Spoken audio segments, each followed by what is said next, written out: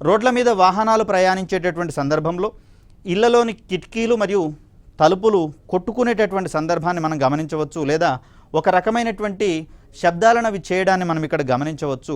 దీనికి కారణం ఏంటి అంటే అక్కడ ఆ వాహనాలు ప్రయాణించేటప్పుడు వాటి నుంచి వెలువడేటటువంటి ఫ్రీక్వెన్సీ ఏదైతే ఉందో ఇవి భూమి గుండా ప్రయాణిస్తూ కిటికీలు తలుపులను చేరినటువంటి సందర్భంలో ఆ కంపనాల ప్రభావం వల్ల కిటికీలు మరియు తలుపులు కూడా కంపించేటటువంటి అవకాశం ఉంది. కాబట్టి సో వాహనాల యొక్క ఫ్రీక్వెన్సీ అనేది కిటికీలు మరియు తలుపులు అవి సహజ పౌనఃపున్యంతో కొట్టుకునేటటువంటి అవకాశం ఉంది. కాబట్టి ఈ సందర్భంలో దీన్ని మనం రెజోనెన్స్ అనునాదం యొక్క అప్లికేషన్గా మనం చూస్తాం. అదేవిధంగా రేడియో, టీవీ, మొబైల్ ఫోన్లు పనిచేయడంలో కూడా ఇమిడి ఉన్నటువంటి సూత్రాన్ని మనం ఇక్కడ అనునాదం అంటాం.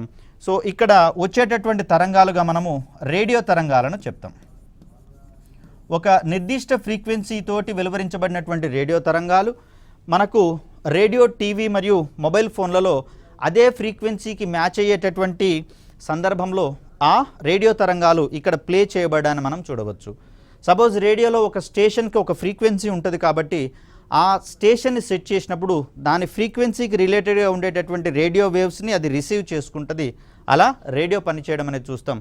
టీవీ, మొబైళ్ళలో కూడా రెజోనెన్స్ అనేటటువంటి ఈ ధర్మం ఆధారంగానే అవి పనిచేయడం అనేది మనకు గమనిస్తూ ఉన్నాం.